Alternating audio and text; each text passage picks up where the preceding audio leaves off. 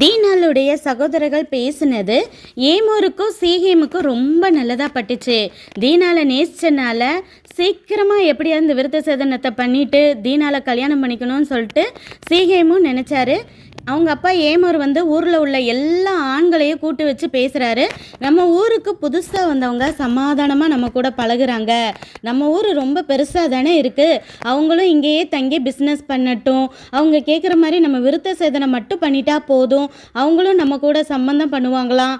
அவங்களுடைய ஆடு மாடு ஆஸ்தி எல்லாம் நம்மக்கிட்டேயே சேரும்னு சொல்கிறாரு. ஆனால் யாக்கோபு அப்பா கிட்ட பேசும்போது என்ன சொன்னார்? உங்கள் பொண்ணுக்காக நாங்கள் என்ன வேணால் சீர் செய்கிறோன்னு சொல்லிட்டு மனசுக்குள்ளே அவங்க சொத்து மேலே ஆசை. இப்படித்தான் நிறைய பேர் பொண்ணு வசதியானவள் அப்படிங்கிறதுக்காகவே லவ் பண்ணுறேன் பின்னாடி சுற்றி ஏமாத்துறவங்க நிறைய பேர் உண்டு. பெண்கள் தான் ஜாக்கிரதையாக இருக்கணும்.